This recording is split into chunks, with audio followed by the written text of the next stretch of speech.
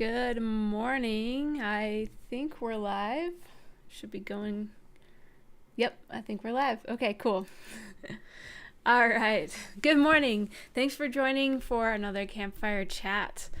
Today we'll be talking about some kind of heavy stuff, but I'm trying to find ways to make this not super heavy. But I do want to just give a trigger warning that, we'll be talking about difficult topics, health concerns, how I have dealt with my MS, and so yeah, and even some things surrounding that, which include things that maybe thinking about taking my life, depression, and that kind of a thing. So I just wanted to offer that as a trigger warning. I don't know how you feel about this, but I thought maybe this could be an interesting way to insert that as a trigger warning so that you know what kind of topic that is, if you know what this particular king is called from the deck of cards. I'm not trying to make light of that, but I thought that might be a low-key way of kind of us talking, that maybe that's a way to introduce that we're gonna dive into some heavier topics. So anyway, indulge me with that. I like to play with cards. I like magic, so that's kind of where that came from. So let's get into it. Talking about MS today a lot, just because that happens to be my chronic disease, but I also know that there's a lot of diseases out there that impact people. And so my hope for this live stream is that we can kind of talk about what that's like, having to deal with a diagnosis that's that pervasive, as far as like lifelong, incurable, chronic disease that takes a toll on you when you get that kind of a diagnosis. Even if it's not immediate, it really does weigh on you, at least in my experience. And so with that, though, this is one more disclaimer. This is not medical advice. This is literally just my personal experience and how I've dealt with MS and other things surrounding it. But obviously, please consult your own physicians for your health concerns, including mental health, because this is also not psychological advice. But I do highly recommend talking to a therapist, getting that help, if that's possible for you. That's been very impactful for me, and we'll kind of see themes of that throughout our campfire chat. So the idea here is I have been studying stories for a while. This started quite a few years ago. Even before MS, I got interested in the concept of stories, and I was actually very surprised to see how much stories impact my life and the broader human scope of everything. And so that's kind of what I wanted to talk about today, is that let me switch over here, that impact of story, especially as we deal with chronic disease or disease at all. There's something interesting. If I pop over to this one, yeah. So I'm stunned by this, but over 44,000 people have seen my story of the worst couple of days of my entire life. This is my most popular video on my channel. This describes everything as accurately as I can remember it, and I did this only a year after that fateful weekend. And this is me talking about how the symptoms started showing, what that was like, what I did after that, and then I did end on a positive note. And part of the reason I'm thinking about this and story is because I feel like I felt this pressure to make this a positive video because it was so negative in real life, and also the portrayal of what happened. I try to be as accurate and honest to how I remember experiencing that weekend of getting symptoms, having to go to the ER, and getting that diagnosis of multiple sclerosis. So it's not disingenuous, but I do know that I tried to put a positive spin on my story. And part of that is because, yes, I am performing for you, right? Like, I'm making videos to be seen, even if it's just by my parents or, whoever happens upon it. But obviously 44,000 views later, that's outside my family. So I know that there are people that are going to see what I produce, and that's going to impact them. So I wanted to have a positive spin on it. And that's what you'll see if you watch this video. And it's not disingenuous, because I do feel like there is positivity to be found, but I also know that my default reaction to things is to not be very positive. I tend to be honest, is not quite the right word, but I do tend to be more leaning towards like understanding that things don't happen magically. They don't always work out. There's pain, there is sorrow, there is lots of despair to be had in life, and I'm not a preppy, positive kind of person naturally, so that's kind of where I feel this tension with this video of like, this was literally the worst days of my life, and it changed everything about how I approach life, how I approach myself, and all of that. So all of that to say is that part of what I want to do with this live stream is to introduce some of the other impacts, and looking at my story in maybe a broader perspective, to kind of balance out that, yes, there is positive, but there's also negative, and we need to be able to acknowledge both of those things, and story has played an interesting part in that. So we can see right off the bat, I'm controlling my narrative. I am trying to be my most intellectually honest, portrayal in this video on screen that you see, but also there is that pressure to make it positive, because I know it will be heard at some point by somebody. And so there is a little bit of storytelling aspect that influences what I say. And so there's your first clue into what the impact of story is on us. If we go back over, let me grab my notes here. So yeah, we first need to look at, however, I want to just give a super brief explanation of what MS is, at multiple sclerosis. That's the disease that I have. And this is not to be scientific. This is actually to give us context of why story impacts disease so much. It's MS is autoimmune. It's an autoimmune disease. That means my body is attacking me. That's really important. You'll see that in a sec. So it's a neurological disease. That means it's attacking me in my central nervous system primarily. So I have 3 lesions in my brain.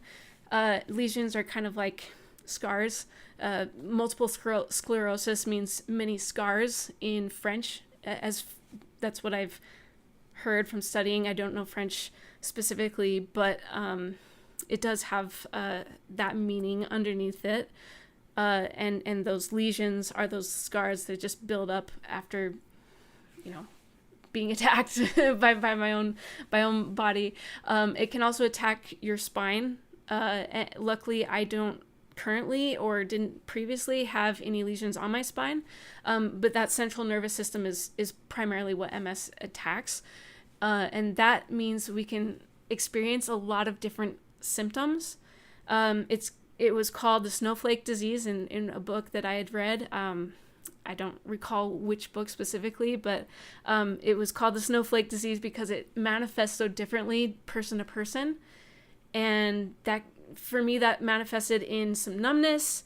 It manifested in massive fatigue. I'm trying to remember some of the more interesting symptoms. Like I could still perceive things, but I was running into walls, which was very disheartening and disorienting. I lost a lot of coordination during my MS attack, and so it was very impactful for like my day-to-day functioning, because all of a sudden things weren't weren't working how I wanted them to, like basic movements, basic things just weren't right. So that was my kind of manifestation. Sometimes people end up in wheelchairs. Sometimes we see lots of different things. I can't quite describe the scope of, anything to deal with your brain. It can impact your speech. It could give you tremors. There's lots of ways that this can manifest. And so there you go. We have yet another element of this, like, we're getting this pace of unknown, unclear. These are all going to be story elements they're very important. In just a second, last couple of things, it's incurable, at least for now. There's no cure for it. We can only slow the progression of the disease, and that's what I do with my treatment for it. With as far as how it's caused, what causes MS, there's not currently any clear reason why it manifests. It could be vitamin D deficiency has been linked to it. It's correlation, not causation.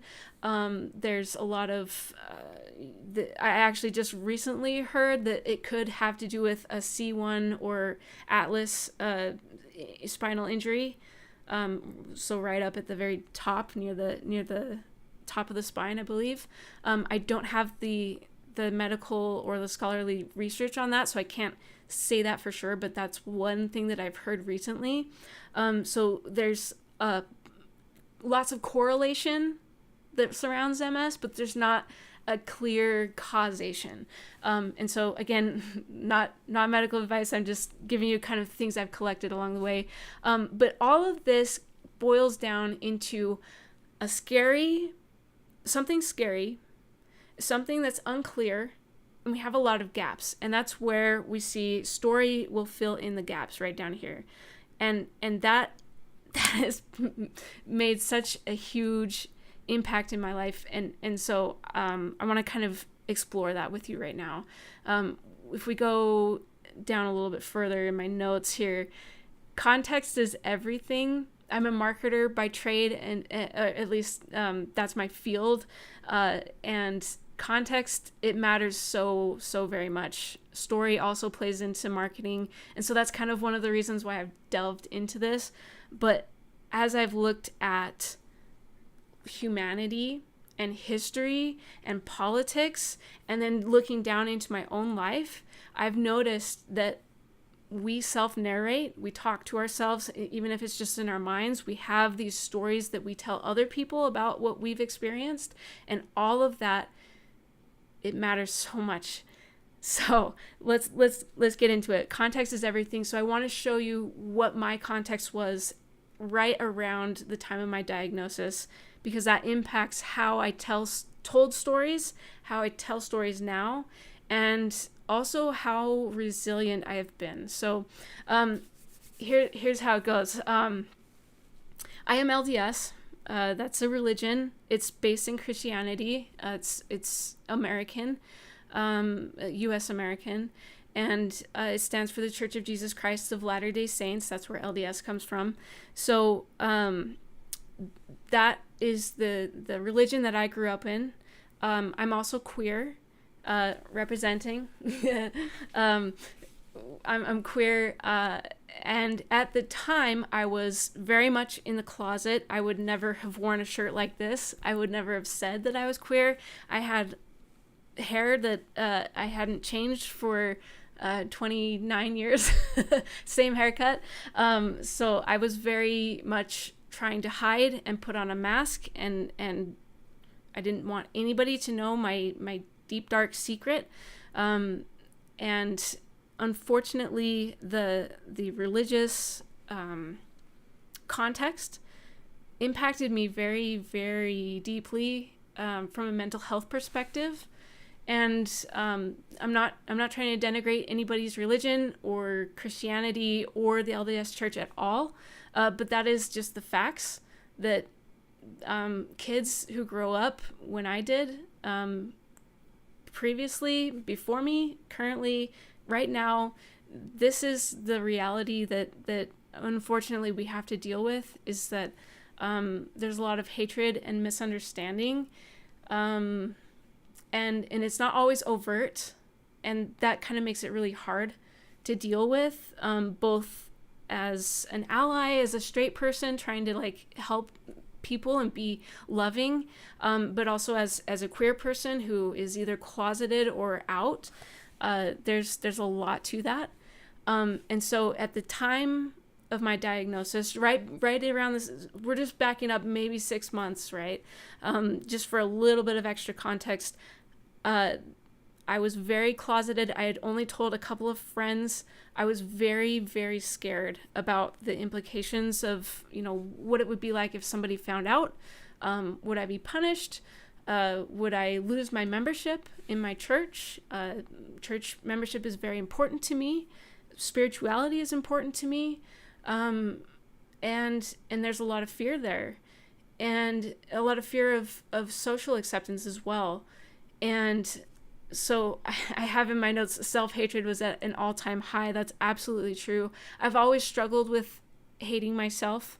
I have hated myself most of my life, probably since being a teenager, when I was a little bit more exposed to social norms and social,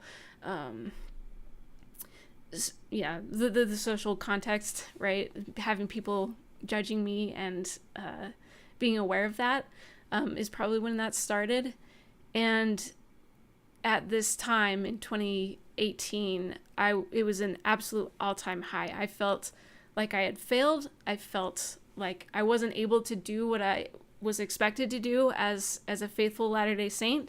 I wasn't going to get married to a man. That was not going to happen. And it was very difficult for me to have to deal with that and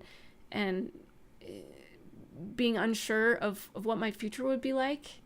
And again, that's kind of where some of this comes in, right? We've got our trigger warning.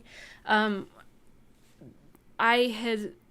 was only able to see the angry, vengeful God in the scriptures, in the Bible. Punishment was everything, and wishing and praying for a non-existent state was what my reality was day to day.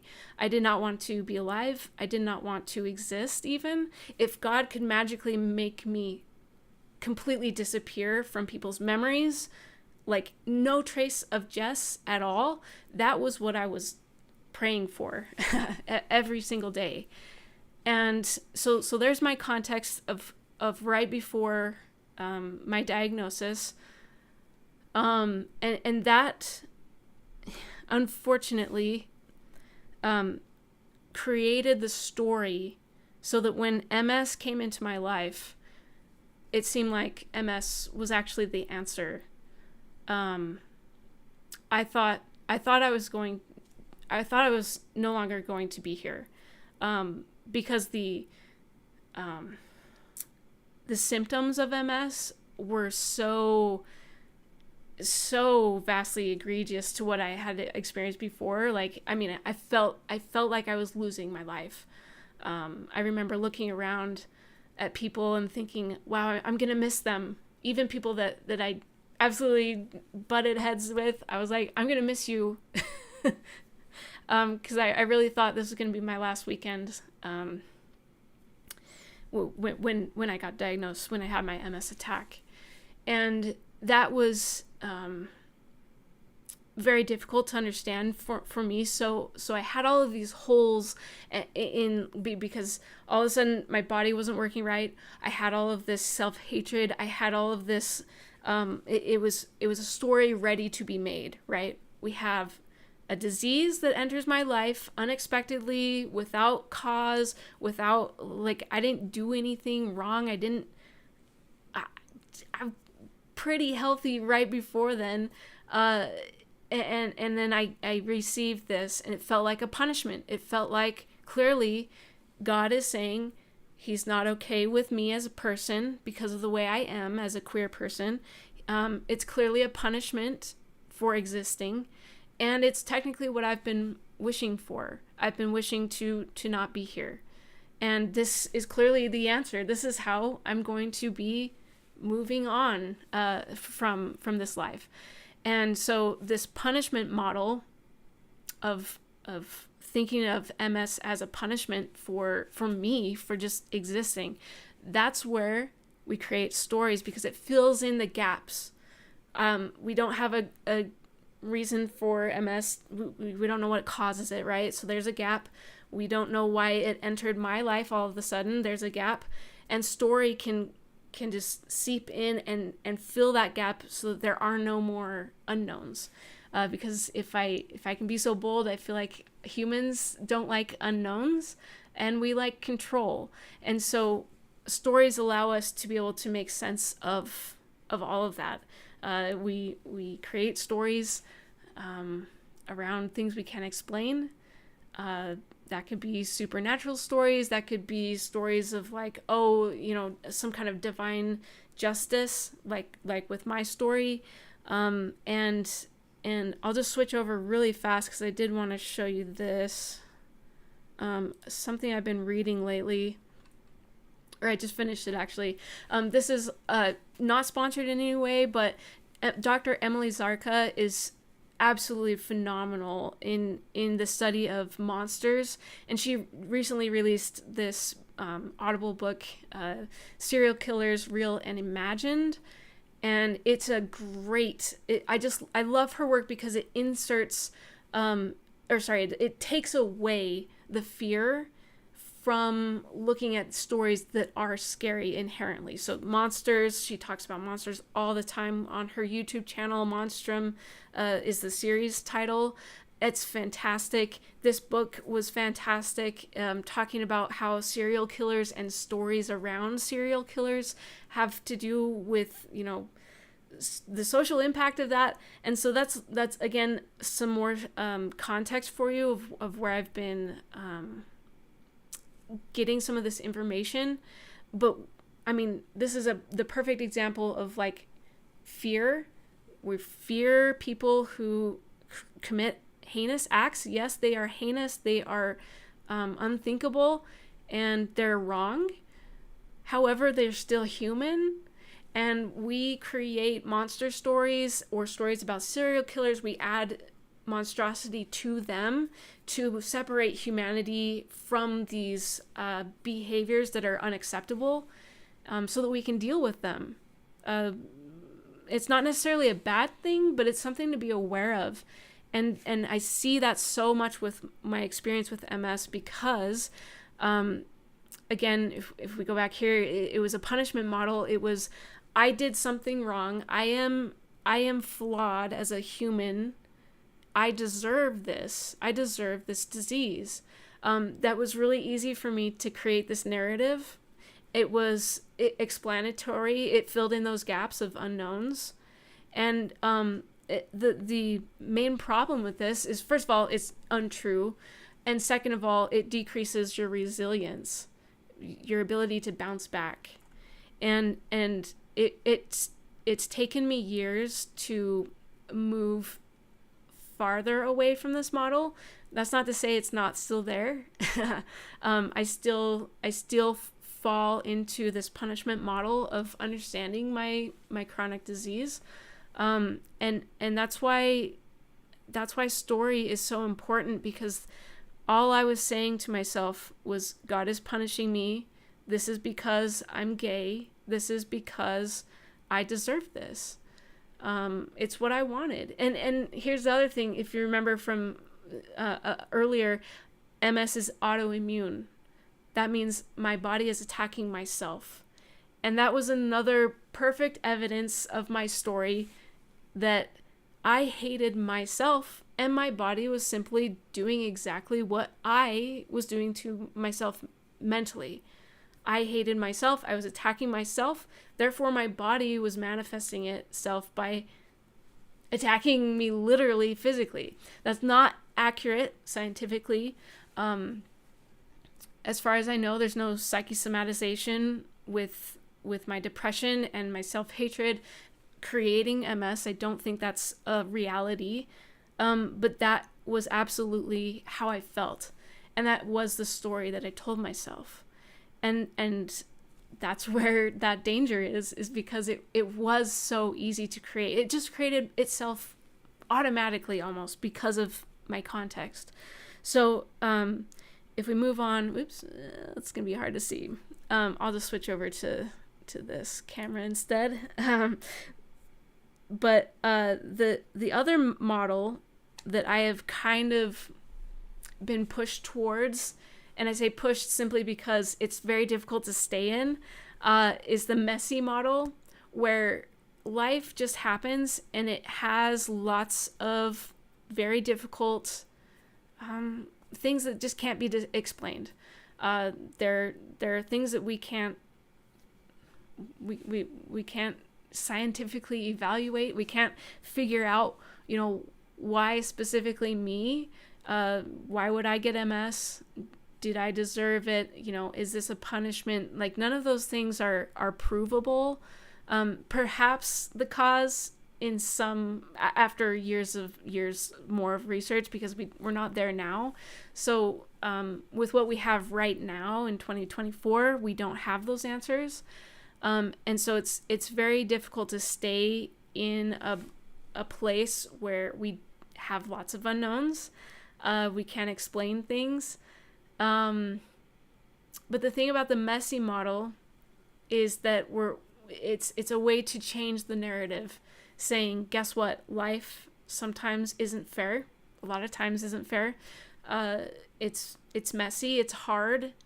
And do we deserve it or not? I don't know. Who knows? That's not something for me to decide. And that's a huge narrative shift for me. That's a huge story shift. And what that's done for me is both increase and decrease my resilience, whereas the punishment model was only decreasing my resilience. This model, it kind of fluctuates, where sometimes it's very difficult to deal with the messy model, because it's messy. But it also allows me to have that flexibility for when I am in a better space, I can bounce back. I can at least control what I can control. I can move on from certain things, even if sometimes it's too much and it's overwhelming. But I think it's a more honest model. I think it's a way to create a story of a journey, a transformation, without a judgment. Kind of like, so if I give an example, like, my journey with MS is more about me as a person rather than me receiving external punishments or having to deal with this trial. It's saying no, disease is not the primary focus here. The disease is not the hero, right? The hero is me, because I'm the person in the story, and these external things are part of the story, but they are not the whole story. That's kind of the point of my channel being called Not Defined, is that we say this a lot when people get diseases like cancer or MS or so many injuries or other things. We don't want to be defined by these things. So what we're saying is, I'm still a human. I have the story, like, is mine. The disease does not dictate who I am. It is a part of me, but it's not all of me. And so that's kind of where I've been working on the story. I've been trying to change parts of that narrative to help me move forward. And again, that's where therapy comes in. Very powerful to have that option. So if you do have that, I highly recommend it. But the story aspect, again, is something that's in our control, and I didn't know that before. I thought the stories were given to me and dictated by the external, whether that was a system, a social system, my religion, my church, maybe it was God, maybe it was, doctors. I thought they were supposed to give me the answers. They were giving me the story. But instead, I've been switching lately to I am in control of the story. And it's not necessarily dishonest to change the story. Obviously, we try to be, accurate. But there are things about our reality, our experiences, that just depend on our perception at the time and now and later. And those things are impactful, and you don't have to sacrifice truth you don't have to sacrifice your story for truth. I'm not quite sure if that's quite what I mean. But basically what I'm saying is that our stories can be constructed in a way that helps us move forward, and it can still have accuracy. But the judgment part, where we come in and add meaning, we judge things, we add, good and bad, that's all under our control, because truth, the accurate, scientific, provable, empirical truth is going to be free of that. It's just going to be facts. And our brains add meaning to those things. We create stories to fill in the gaps. And that could be for our benefit or our detriment. And I think that's the biggest thing that I learned as I've looked at stories, how we create stories, how people create stories on a large scale, and how we deal with the unknowns and the fears, because it is just with stories, because facts don't quell fears. Facts don't change opinions. Facts don't, you can't have a relationship with a fact. You create something around the fact to relate to it. and we can kind of see that in our political climate, maybe.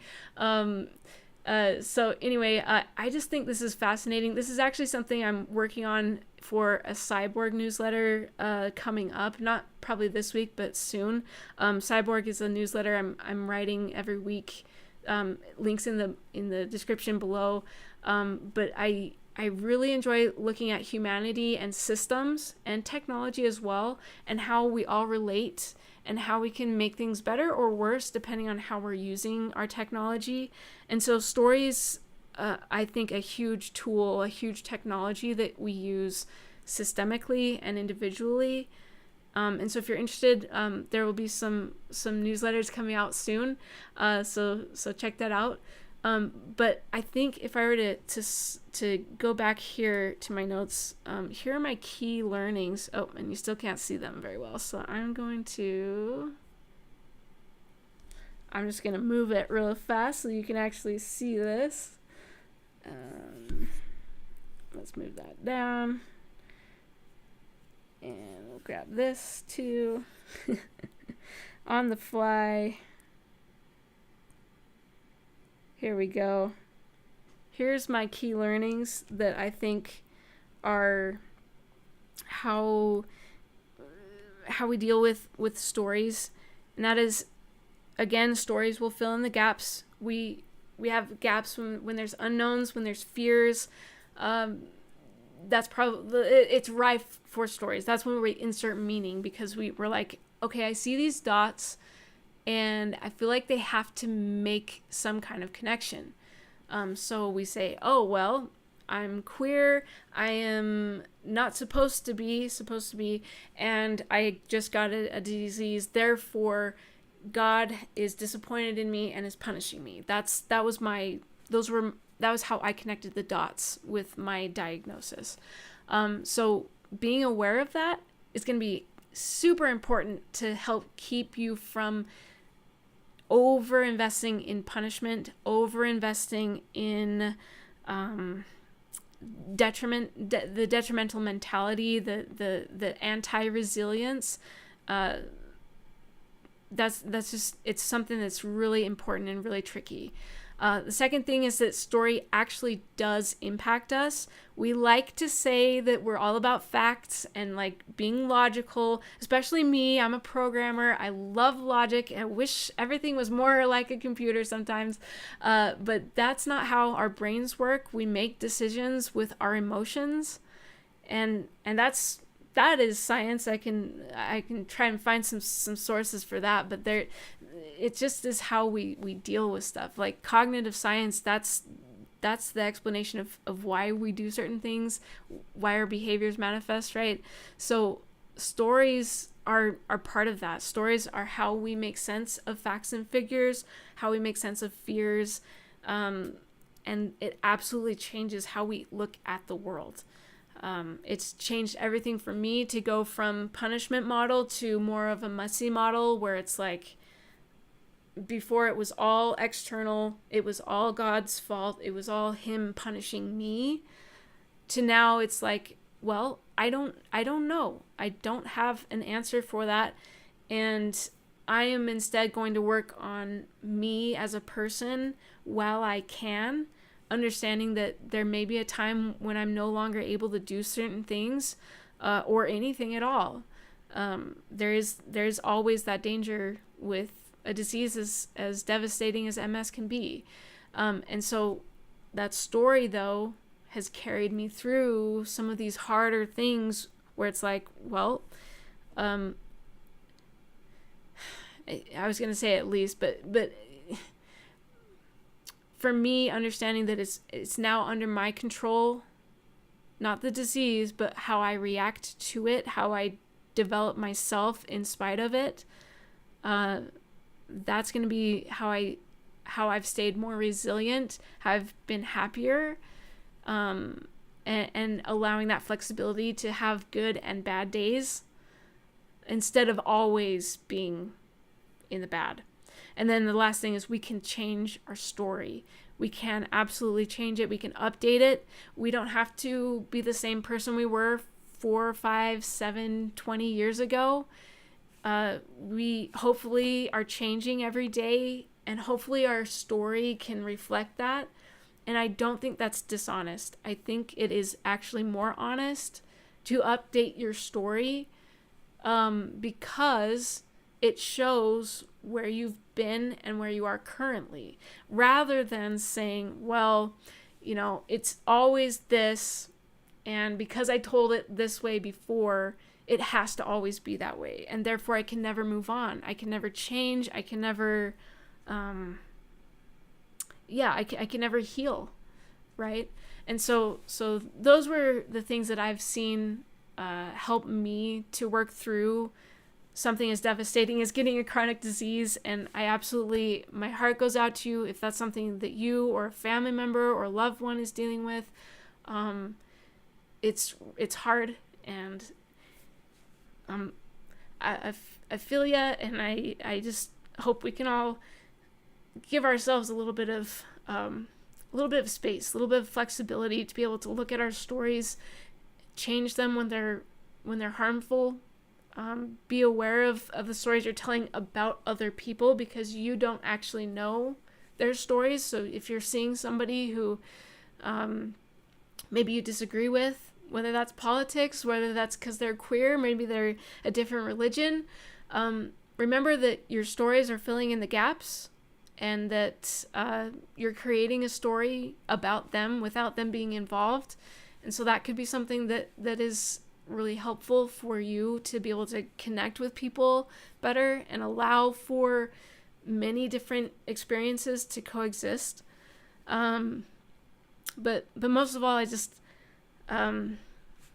guess I just want to end by just empathizing that I know that things are hard. We talked about some hard stuff like this. That's luckily been less of part of my story, especially recently. But I understand that that's a huge part of having to deal with a disease like MS, or even just being queer, being a marginalized person in whatever way.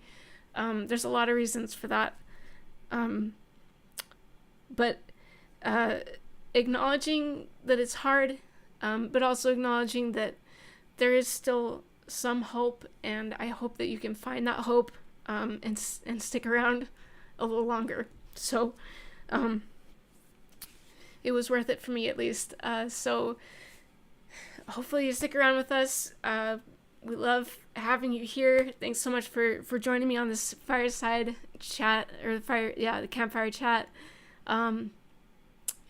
So think about your stories, and feel free to let me know maybe your story if you want to in the comments.